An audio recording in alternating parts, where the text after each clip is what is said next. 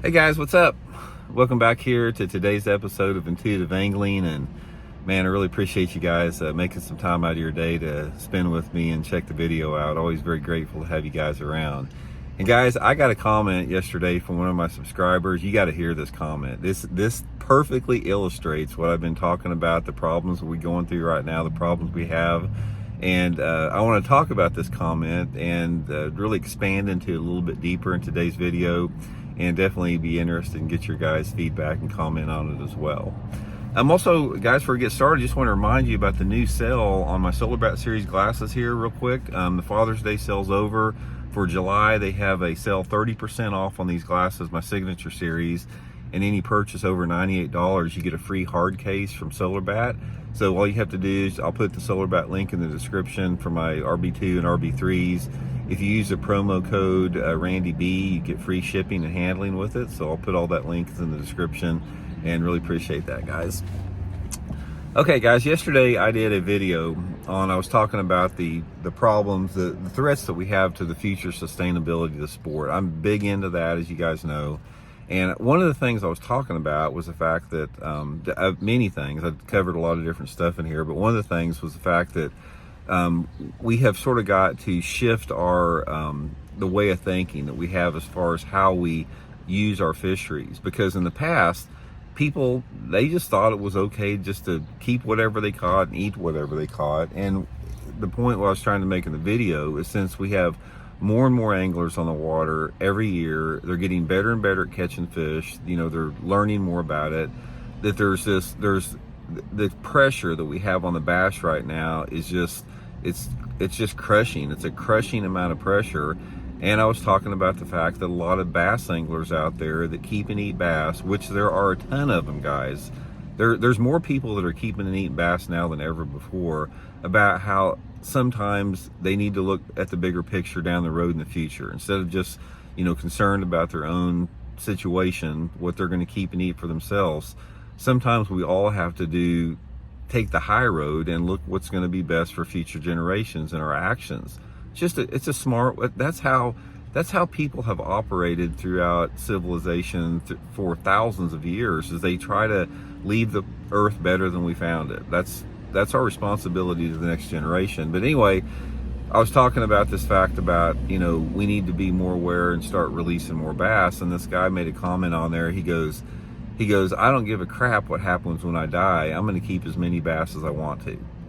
And guys, when I saw that, it's like, that is freaking the problem right there. It's like when you have somebody or a group, a collective group of anglers that have this attitude that they don't care what happens to the sport after they're gone. They're going to consume and use and abuse and just do whatever they want to it for their own means and their own goals and their own purposes, without any consideration whatsoever about what's going to happen to the future. That is pathetic. There's no other word to that is, you know, selfish, short-sighted, and pathetic. And we need to have a re-education amongst outdoor people in general, hunters, anglers, whatever. People that use the outdoors and fish and hunt have got to face the hard reality. It's not 1930 anymore. It's not 1950 anymore, where there wasn't that many people that participated and we had, you know, the resources were a lot more unlimited. We're in a different world right now. One of the best things that I want to tell you guys here, as far as everybody needs to do this, is, if you guys how many of you guys have watched the movie? It's called Don't Look Up.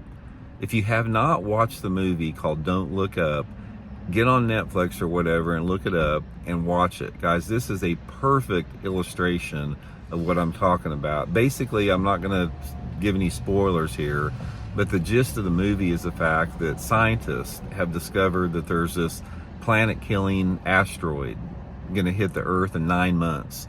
And the United States and the rest of the world, they've got 9 months to figure out how to deflect this particular asteroid, right? Or it's going to destroy the planet. At first, there is a denial of reality in science. That's very common today. It's like when science puts something out, there's a segment of the population that denies the reality, the scientific reality of that. And that's what happens in this movie. First of all, you know, the powers that be, like the political powers, people that have vested interests, the public in general, they don't believe science. They deny that this is a reality. But when it becomes more evident, like when all of a sudden the scientists are talking about this asteroid is going to impact the Earth in 9 months, and every single week this thing gets closer, and eventually people begin to see this fireball in the sky every day. It's getting bigger and bigger because it's getting ready to hit the Earth.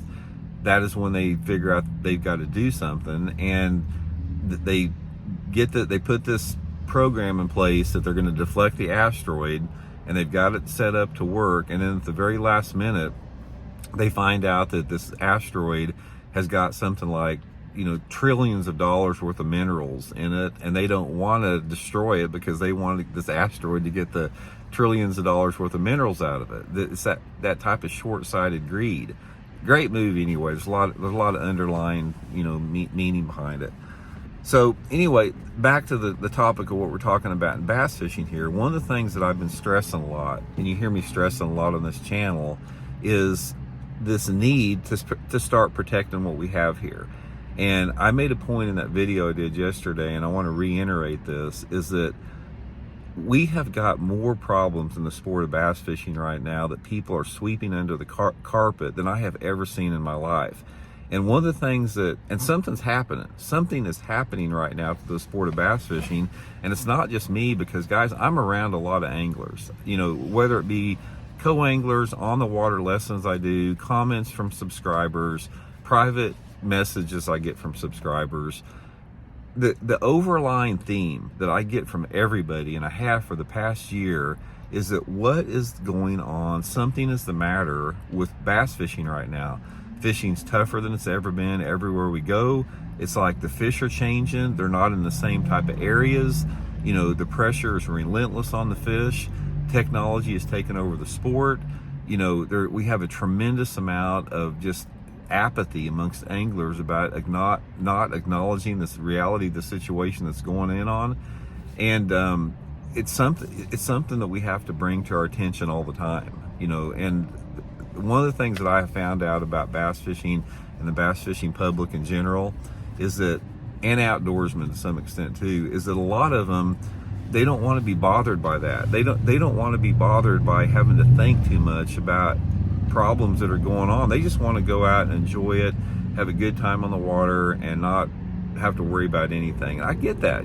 I get the fact that it's heavy to talk about stuff like that. But one of the things that we have to accept, that we are in a different place in time right now. Our generation in 2025 as a bass angler, we're in uncharted territory right now. Because guys, I've been doing this, I've been fishing for bass since the late 1960s. And I have spent hundreds of days every year since about 1983. I've spent hundreds of days a year on the water bass fishing all over the country. I've been around anglers. I've experienced a diversity of fisheries. And I can tell you right now, guys, the past 2 or 3 years, there is something that has changed in this entire reality of bass fishing that we're in right now on every single different level. And it's not good for the good. It goes all the way down from, like I said, people being apathetic about the issues and challenges, to people like that comment that I got about, I don't give a crap what happens after I'm dead here, I'm going to catch as many bass as I want, to people that don't understand the dangers of like technology and fishing, don't understand the dangers of different type of environmental challenges and pollution that we have in fishing, that don't understand the reality of the fishing pressure that we have and the impact that fishing pressure has on our fisheries. And more and more and more. You can get into the fact that sport's more expensive than ever before, it's segmented.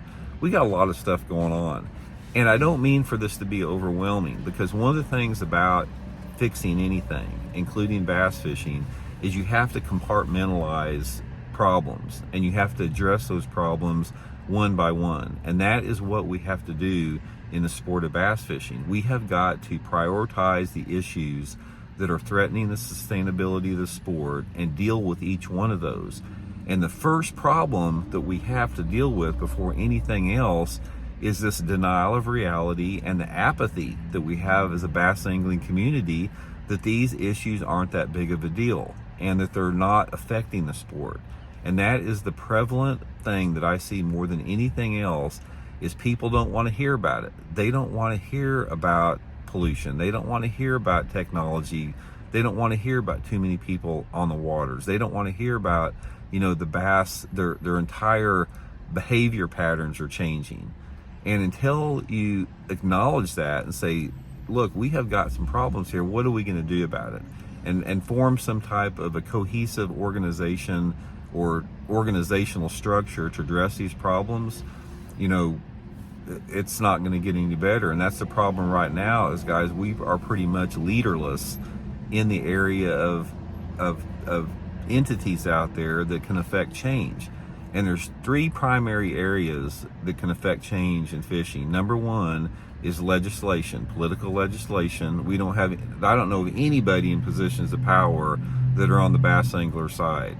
Number two with that is the tournament organizations. We have got to have the tournament organizations get beyond the fact that they're just operating this business to make a profit. They have got to be guardians and stewards of the sport, which they're not.